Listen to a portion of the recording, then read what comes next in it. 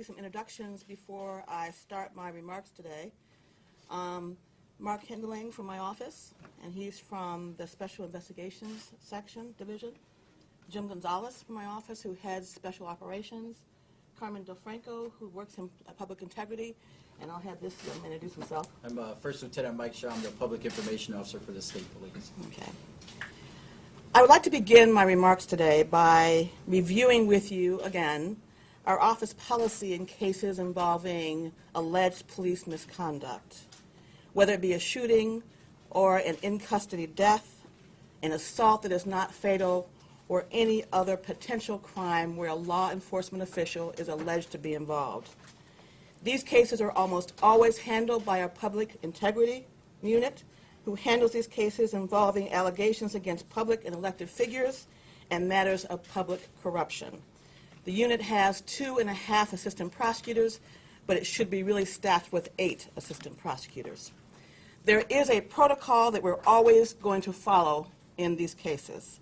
First, we always encourage the police agency involved to have an investigation done by an independent agency, or at least have an independent agency involved. The Kellom investigation was conducted by the Michigan State Police, Detroit Police Department Homicide Task Force. The Michigan State Police delivered the warrant to our office on May 13th, 2015, which was only 98 days ago. Second, once we review the completed investigation, we re-investigate everything. As in this case, sometimes we will ask that further investigation be done, and that is why these cases take longer. The work is intricate, it's detailed, and we must get it right. We will release a timeline to you later explaining the dates of our investigative process so you can see how things traversed along these 98 days. Third, and this is perhaps the most important point, as always, we let the facts and evidence and absolutely nothing else guide us. There are things that we are never going to do in these cases or any other kind of case. And as I've said many times, only the facts and evidence will guide us. No one person, not the news media, not letters, not protests, not petitions, not emails threatening or otherwise, not phone calls, not any member of the public, not any organization, and no threats will dictate any perceived ideas of justice. We will also never promise or give dates certain when we report our findings. If anything like that was reported, it did not come from us. The facts and evidence, again, are the guide. In this case, we reviewed the following: the investigator's report. We interviewed 17 people. Some of those people we interviewed multiple times. We secured a court order to issue 6 investigative subpoenas, and we obtained testimony under oath for these 6 individuals. We reviewed dozens of pieces of evidence.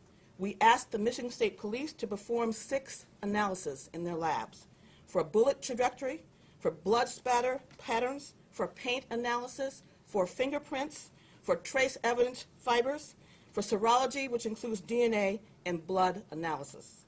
I want to publicly thank the Michigan State Police, as I have done many times and will probably continue to do many times in the future, for basically dropping everything that had to be analyzed for the other 82 prosecutors' offices in the state to do this. But when we do that, we want them to do it right. We do not rush them, and it adds time to the investigation, in this case, months. The shooting of Terrence Kellom by the Immigration and Customs Enforcement Officer, Agent Mitchell Quinn, also known as ICE, took place on April the 27th of 2015 during an active warrant execution by the Detroit Fugitive Apprehension Team, also known as DFAT. It was to locate Terrence Kellom, who was wanted for 2 things: a violation of a felony violation of probation warrant for attempt carrying a concealed weapon, and an active warrant for armed robbery, felon in possession of a firearm, and felony firearm. The allegations of the armed robbery are that on March the 31st of 2015, Terrence Kellom robbed a pizza delivery person. He was armed, allegedly with a dark-colored rifle, and he told the victim, "Don't move, I will kill you. Give me your money, iPhone, and those pizzas." On April the 26th, the day before, 2015, again the evening prior to the date that Terrence Kellom was involved in the domestic, I'm sorry, let me start again. On April the 16th, the day before the shooting of Terrence Kellom, he was involved in a domestic violence dispute. He was accused by his ex-girlfriend of breaking out all of her car windows, and the police were called. He fled the area before the Detroit Police Department officers could arrive.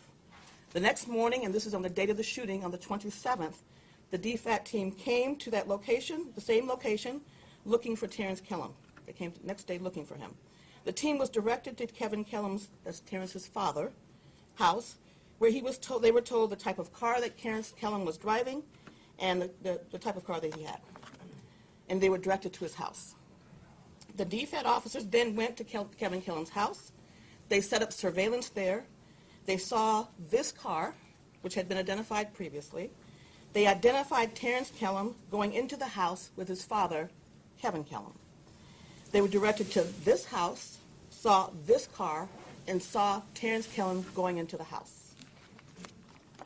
There were 7 officers on the fugitive apprehension team. Of course, Agent Mitchell Quinn from ICE, 1 from the U.S. Marshal Service, 1 from the Oakland County Sheriff's Office, 1 from the Wayne County Sheriff's Office, 2 from the Detroit Police Department, and 1 from the Livonia Police Department. In the house were Terrence Kellom, Kevin Kellom, who was Terrence Kellom's father, Terrence Kellom's sister, Kevin Kellom's girlfriend, Terrence Kellom's sister's boyfriend, and Terrence Kellom's new girlfriend. The scene, as you know, was a 9500 block of Evergreen Road in Detroit. This residence contains 2 levels. There's an upstairs where there's a northwest bedroom and another bedroom that we've designated the east bedroom, and there's an attic area, like a crawl space, and a 769 square feet level downstairs. A living room, a dining room, a kitchen, a bathroom, the southwest bedroom, a northwest bedroom, and a hallway. According to Agent Quinn and the fugitive apprehension team, the team was met at the door by Kevin Kellom and Terrence Kellom's sister. The officers asked if Terrence Kellom was home. Remember, they'd seen him going in. Kevin Kellom said no, and Kevin Kellom later admitted to investigators that he lied about that. The officers were let in, and at that time, Kevin Kellom stated, "I opened the door, and I let them in. I ain't got nothing to hide from the police. I let them in." 4 family members were held downstairs in the kitchen dining room area. Kevin Kellom, Terrence Kellom's sister, Terrence Kellom's sister's boyfriend, and Terrence Kellom's new girlfriend. Terrence Kellom's girlfriend, the father's girlfriend, Kevin Kellom's girlfriend, was upstairs in an upstairs bedroom, partially clothed, so a female officer was called upstairs to look after her. 2 DFAT officers went upstairs and located Terrence Kellom hiding in the attic crawl space. A DFAT officer from the Oakland County Sheriff's Department looked into the attic crawl space. He observed Terrence Kellom hiding by the heating duct, and this is not a very large area, and it was easily visible. Kellom was ordered out of the attic, and he yelled at this officer, "I have a gun, shoot me, bitch, kill me." Terrence Kellom was observed with a hammer in his hand.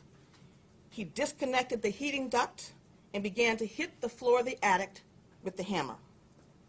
A shield and taser were requested to the scene by the officers via radio. Terrence Kellom began to crawl through the hole in the floor that he had created with the hammer. The DFAT officer watching Terrence Kellom radioed that he's going through the floor. Agent Quinn, who was at the top of the stairs as Kellom began going through the floor, the attic floor, ran back downstairs to the southwest bedroom where he believed Terrence Kellom would drop down.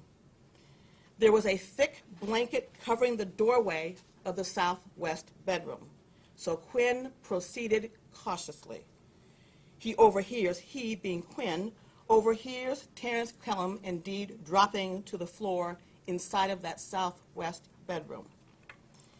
He comes out of the room with a hammer in his right hand. Quinn orders Terrence Kellom to drop the weapon several times, but he did not. Terrence Kellom continues to advance toward Quinn with the hammer raised. Agent Quinn feared for his safety, and he fires his weapon once and then paused briefly to see if Terrence Kellom would drop the weapon.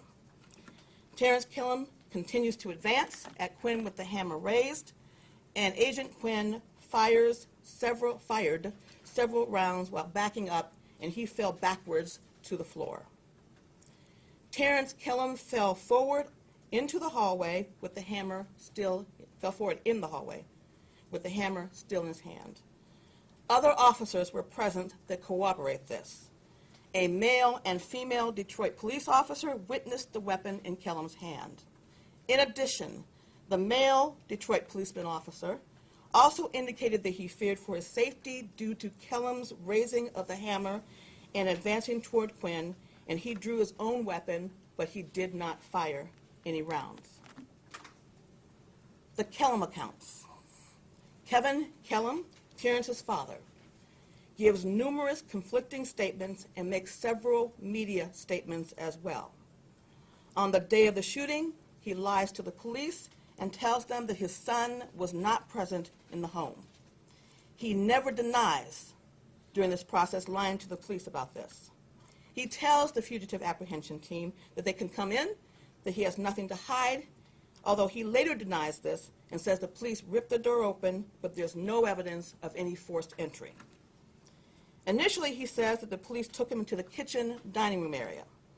Later, he changed his story and says he was in the living room and saw Terrence Kellom being brought down the stairs by 4 officers, uncuffed, with his hands in his pockets.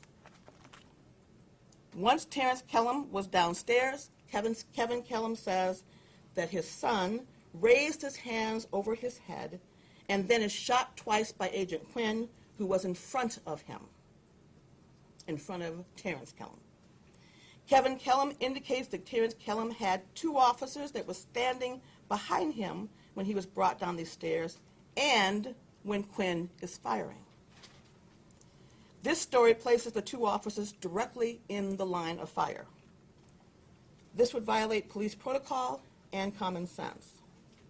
Kevin Kellom further says that when his son was shot, that blood sprayed out of him onto both sides of the hallway, that he staggered backwards, then forward, dropping to his knees. Kevin Kellom further says that when Terrence Kellom was on his knees, that Terrence Kellom was shot 8 more times. Kevin Kellom has repeatedly told the news media that his son was shot 10 times.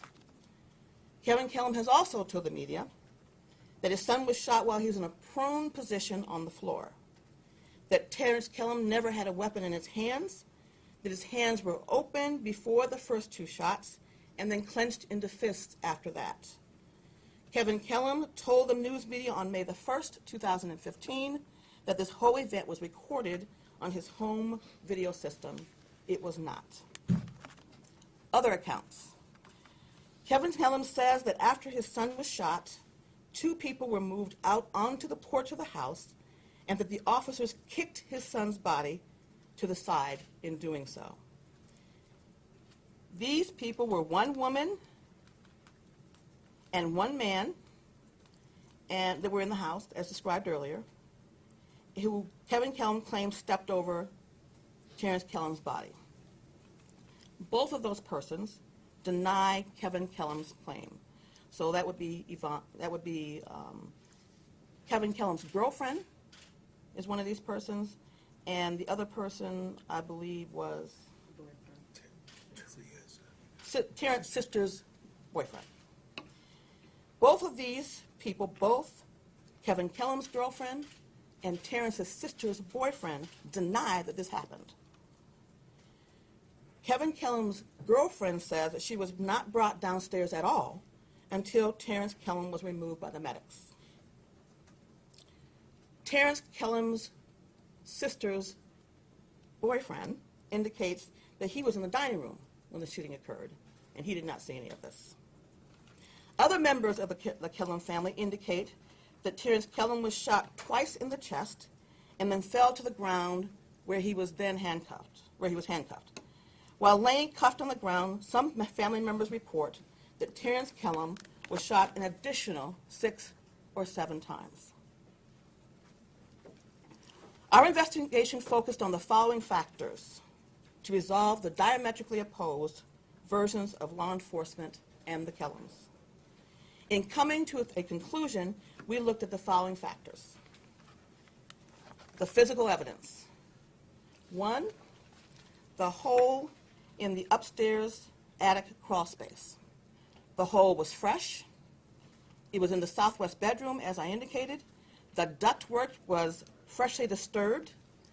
There was new debris in the closet below. There was new debris on the top of the clothing and other items in the closet. We have all this documented with photographs we're going to show you in a minute. The size of the hole at the bottom part was 21 and a half inches by 26 and a half inches. The hole in the upstairs part of the hole was 20 inches by 11.75 inches. Terrence Kellom was 5 feet 9 inches and weighed 145 pounds and could have easily gotten through that hole. This was observed by other officers with the hammer. Mr. Kellom was observed by the officers with the hammer in his hand, which was radioed to the other officers prior to the shooting, as I indicated earlier. This is a photograph that shows the debris in the closet and the debris from the insulation and drywall on the floor. Fresh debris. This photograph shows you the heating duct that was disconnected recently and insulation and drywall broken and disturbed. This photograph shows, and this is the hole from the attic crawl space through the floor into the ceiling of the southwest bedroom. The shelving, the top and the bottom, is indicated there. The shelf in the bedroom below is indicated there. And the video cable, because remember the house was outfitted with video equipment but didn't record, and I'll talk about that later, kind of helps show the progression down. Also, we have a head-on view of the closet for the ground floor, which is the top one. 2, the second piece of physical evidence that we looked at, Terrence Kellom's clothes, which included his pants, his socks, his underwear, his shoes, and 2 T-shirts. These items of clothing were examined for fibers, particles of paint, drywall, and insulation to support or refute that he went through the hole. Paint chips, drywall, wood, and insulation fibers were found on the clothes. We want to look at this because the Kellom family says that he never went through that hole, and the officers are saying that they observed this. So, again, the paint chips, the drywall, the wood, and the insulation fibers were found on the clothes. These all were compared, but not the wood samples, because the Michigan State Police Lab doesn't examine wood samples, wood particles. So the others were compared with the known samples from the southwest bedroom that were taken. And the Michigan State Police Crime Lab found that the insulation fibers and drywall residue were consistent with the samples taken from the southwest, from his clothing, from TK's clothing. The lab found, we also sent the paint chips or the paint particles to the lab, and the lab found that none of those paint samples were consistent with the one sample provided from the ceiling. However, Terrence Kellom's clothing had as many as 4 different types of paint chips on them, and there were many different types of paint located throughout the house.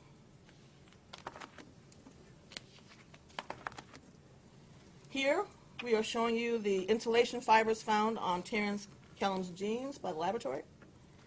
And these insulation fibers, as I said, were consistent with those found in the attic crawl space. This is showing you the drywall residue that was found on Terrence Kellom's jeans. The drywall residue is consistent with the drywall sample taken from the southwest bedroom ceiling. This photograph shows you Terrence Kellom's underwear with the wood fibers and insulation fibers found on them. And remember, the Michigan State Police Crime Lab doesn't attest to wood fibers, but the insulation fibers are consistent with those found in the attic crawl space. This is a picture of one of his shoes, simply to show you that there was paint transfer on Terrence Kellom's shoe, the one shoe. Looks like the right shoe. This photograph shows you scrapings from all of Terrence Kellom's clothing, except for his shirts, which were at the hospital. It contains insulation, wood, paint, and drywall. The third piece of evidence that we examined, the claw hammer. This was found in the living room, right next to where his body fell. He fell face down on the floor. There was suspected blood on the handle and head of the claw hammer. The forensic scientists at the Michigan State Police Crime Lab confirmed that it was blood. A DNA analysis was done, and the blood was identified as Terrence Kellom's blood on the hammer in the areas that we'll show you in a minute. We also did a fingerprint analysis on the claw hammer, but there was not enough to compare.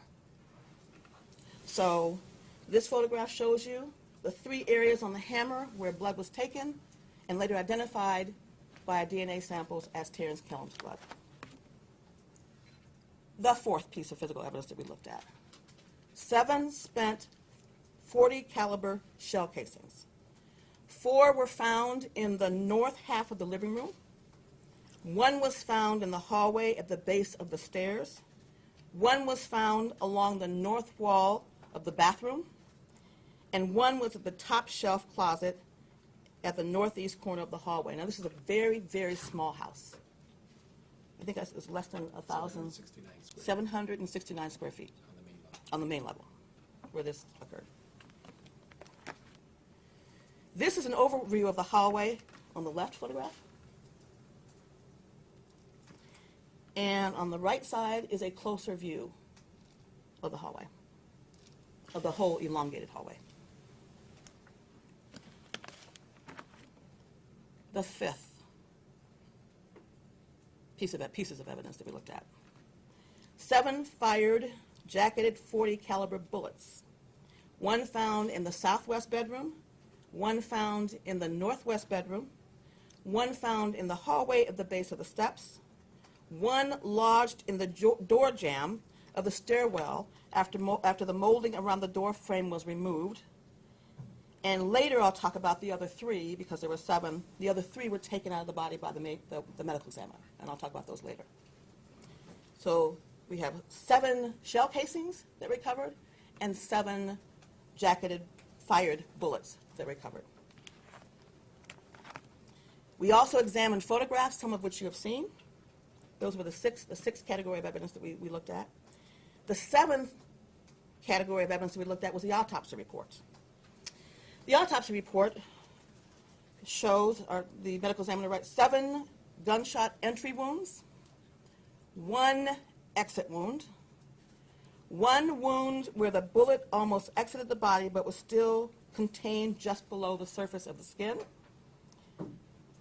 3 bullets, as I just said a minute ago, were removed from Terrence Kellom's body. So again, there were 7 bullets and 7 casings.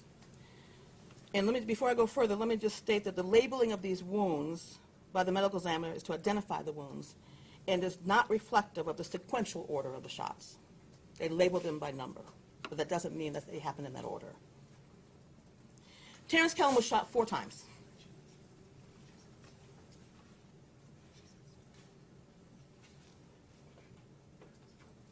Shot 4 times, 7 shots, 4. Okay. Terrence Kellom was shot 4 times. Once in the neck with a downward trajectory. There was no exit wound. That was one of the bullets that was recovered by the medical examiner. The second shot was one, and again, these are not, I'm not saying these are sequential. The second one identified by the medical examiner is in the shoulder with a downward trajectory. There was no exit wound. Again, that was a bullet that was recovered by the medical examiner from inside his body. The third was in the posterior flank with a slightly upward trajectory near the exit on the abdomen. And the fourth one was a through-and-through wound in his thigh and groin with a downward trajectory that exited out of the groin area. The wound at the far right of his back is consistent with Terrence Kellom's body twisting slightly to the right. The medical examiner's report says that there was no evidence of close-range fire. More specifically, the report stated that there was no soot, no gunpowder, stippling noted on the skin surrounding any of the wounds, and that means there was no evidence of close-range fire. So here you can see gunshot number 1, just below, just in the neck, as I indicated. Number 2, on the shoulder, front to back and front to back. Number 3 was the one at the posterior flank, and you see the arrows pointed to where that was, on the very far side there. And that was the one that was a near exit where the bullet was trapped just below the surface of the skin. And gunshot wound number 4 was a through and through the right thigh and exited at the groin. Now, also, the medical examiner's report indicated that there were multiple abrasions, and if you look at the key on the top, you will see that the rectangle with the diagonal marks through show the abrasions that were on the skin, abrasion or cuts that were on the skin. These were fresh. And there were abrasions present on Terrence Kellom's left shoulder, back of the left arm, index and middle finger of the back of the right hand, left front wrist and palm, right buttock, front left thigh, right knee, and both front both legs. These wounds are consistent with crawling through a hole and scraping himself as he went through the hole. This is a photograph of Terrence's shirt that had a suspected bullet hole in it on the right, where the circle is. The 8th category of evidence that we looked at, the blood spatter analysis. Blood spatter locations were all on the first floor, on the hallway walls, the southwest bedroom door jamb, and the living room floor. The expert from the Michigan State Police analyzed all the spatter patterns in the hallway and in the living room. All of the patterns in the house reflect that Terrence Kellom moved from the area near the southwest bedroom towards the living room, where he ultimately fell, not the location where Kevin Kellom claims. There were no patterns that show any movement away from the living room as Kevin Kellom describes. Terrence Kellom, therefore, could not have been shot at the base of the stairs, and his blood could not have spurted out of his chest to the sides, as Kevin Kellom claimed. That just did not happen. The patterns on the door jamb of the southwest bedroom confirm that Terrence Kellom was very near that doorway when he was shot in the leg. This corroborates Agent Quinn's description of the events. There were 3 drops in a drip pattern on the floor just outside the southwest bedroom door.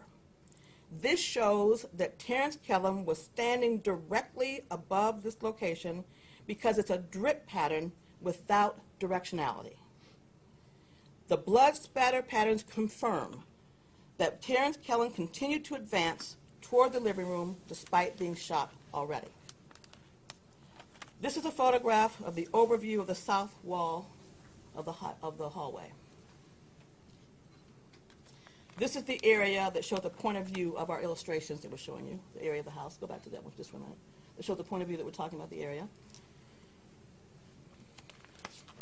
And this photograph illustrates the south wall of the hallway. And this shows that the southwest bedroom door is on the far right. Blood spatter on the 2 door jambs of the southwest bedroom. And the expert went out to the house. These experts all went out to the house and did their analysis. This one shows 3 drops in the drip pattern that I was just talking about. This is just inside the southwest bedroom. Okay. Just outside, I'm sorry. Just outside the southwest bedroom.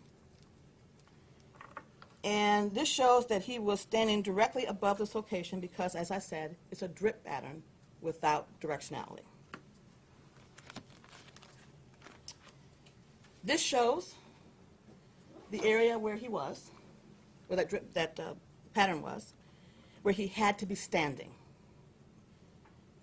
Northwest of where we have labeled S3, spatter pattern 3, and northeast of spatter pattern 4, that shows when he was shot in the leg he had to be shot in the leg there standing to make those spatter patterns. The blanket was hanging, that we talked about earlier, that was hanging in the doorway of the southwest bedroom, was hanging between 3 and 4, right there, before he tore it down as he came through the room, as Agent Quinn had alleged, stated. The 9th category of evidence that we looked at: bullet strikes and the trajectory analysis. Another MSP expert went to the house and conducted tests to determine the trajectory for the 3 separate known bullet strikes in the home. These were all fresh bullet strikes. In the door jamb of the southwest bedroom, in the closet molding near the entrance of the southwest bedroom, and in the door frame of the stairwell. The trajectory analysis of the bullet strike in the southwest bedroom shows that Agent Quinn must have been near the bathroom door when he shot Terrence Kellom in the leg. I said that's the upper thigh area I showed you earlier. The trajectory analysis for that bullet strike corroborates Terrence Kellom's position from the blood spatter analysis. The trajectories of the 2 remaining strikes confirm that Agent Quinn was retreating as he fired at Terrence Kellom. One of the strike marks in the closet molding near the entrance of the southwest bedroom had an upward trajectory, confirming Agent Quinn's account that he was falling down as he retreated from Terrence Kellom. This photograph on the left is looking out of the southwest bedroom at the door jamb. The one on the right is looking into the southwest bedroom at the door jamb. This photograph shows and is looking into the southwest bedroom with the trajectory rod placed there by the Michigan State Police expert to determine the trajectory that I talked about earlier. The MSP, the Michigan State Police analysis, showed that the bullet strike on the southwest door jamb was at a 139-degree angle. The analysis by the Michigan State Police trajectory expert also corroborates, or shows and corroborates, the blood spatter analysis that, let me read that again. The analysis by the Michigan State Police shows and corroborates the blood spatter analysis that Terrence Kellom was standing near the southwest bedroom door.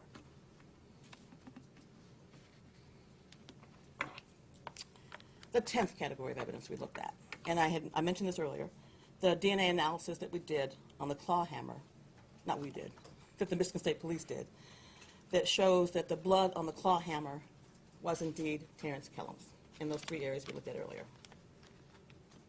Number 11, and I'm calling this a category of evidence, but we looked at this because this is something that Kevin Kellom claimed. He claimed that a gouge in the hallway floor, that gouge in the middle, and the hallway floor was created when Agent Quinn stood over Terrence Kellom and shot him while Terrence Kellom was laying on the ground. The first thing I want to point out about that is Terrence Kellom has no injuries consistent with being shot in the prone position, nor any from close range firing. Only 1 bullet exited Terrence Kellom's body, which I talked about earlier, which has already been accounted for. It was found in the bedroom door jamb. And the gouge obviously appears very old. That is not fresh. Now, I just want to make a note before I go any further about police protocol. A suspect in a fugitive apprehension would never be brought down the stairs or moved without being cuffed. Kevin Kellom says that Terrence Kellom was brought down the stairs by these officers uncuffed. If, as Kevin Kellom said, the officers brought Terrence Kellom down the stairs with two officers behind him, no officer is going to fire at a suspect with law enforcement officers in the line of fire. This violates police protocol and common sense. And I also want to note here that Kevin Kellom also claimed when his son was brought down the stairs with the officers that his hands were in his pockets. No law enforcement official is going to, not, let alone being uncuffed, transport or move a suspect in a fugitive apprehension with his hands in his pockets. There are a couple of media inaccuracies that I want to point out that have reported over and over in the media. The family denied knowing that Terrence Kellom was home. That simply was not true, as I indicated before. Terrence Kellom was not shot 10 times. The medical examiner indicated 4 times. Terrence Kellom was not shot straight in the back multiple times. The last media inaccuracy that I'm calling it, I'm not saying that you were being inaccurate, so this is what was reported by you, was because Kevin Kellom said them, that this was not captured on videotape. The system displayed only in real time. It was a live video monitor that did not record.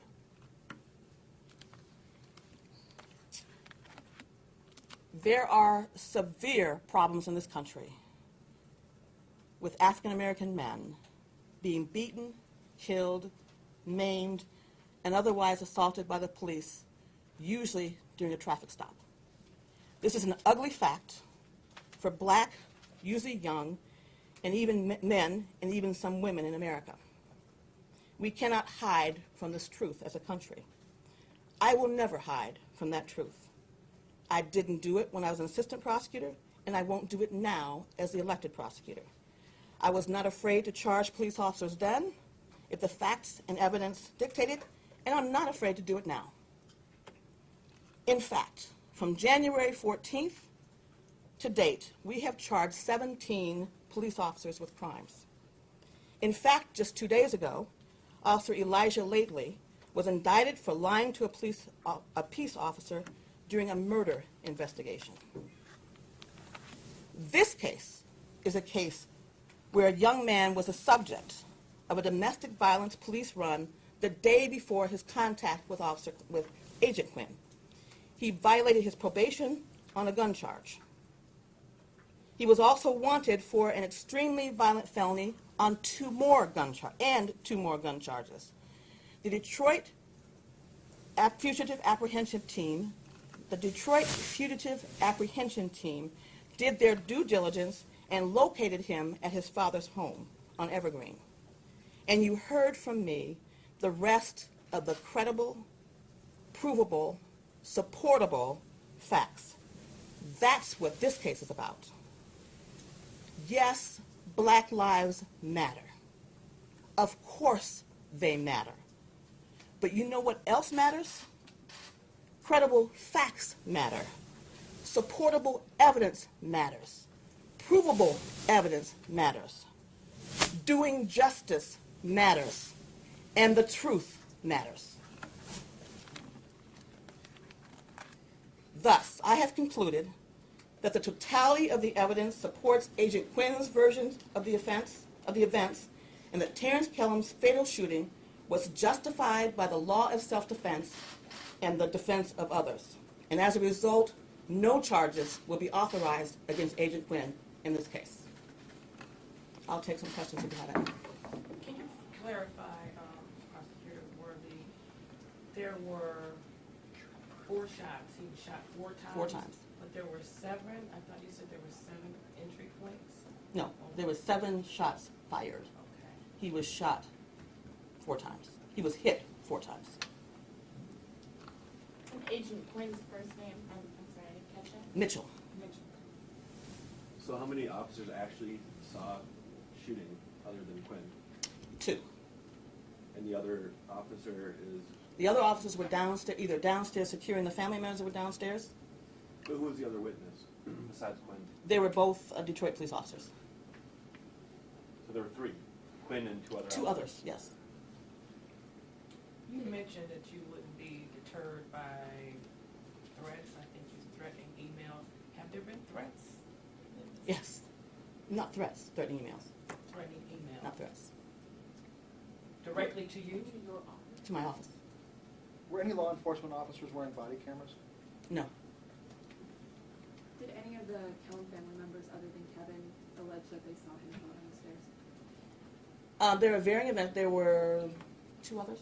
They claimed he was accompanied Yeah. downstairs. They claimed that he was brought down the stairs by officers, Mitchell Quinn being one of them. What would you say to people? Some people are going to be seeing this and they're not trusting of this process. What would you say to those people who don't trust you or don't trust officers to conduct an investigation into a police-involved shooting? Well, first of all, this was done by, it wasn't done by the agency that Agent Quinn works for. They were not involved at all. This was done by the Michigan State Police that has historically done excellent investigations of these types of cases where we've charged and where we haven't charged. And that was exactly my point. That's why we went through this whole bit, to show the completeness of this investigation, that we examined the physical evidence in this case, that we took our time in doing so, that we talked with everybody that was present in the house, and some we talked to more than once, and that this office has a record and a history, and I personally have a record and a history of charging people, whether it be officers or mayors or anybody that does wrong, if we can prove it under the law. But on the other side, I'm not going to yield to any kind of pressure, number one, and I'm certainly not going to charge people that we can't prove beyond a reasonable doubt, or frankly, did not commit the offense for which we investigated them for.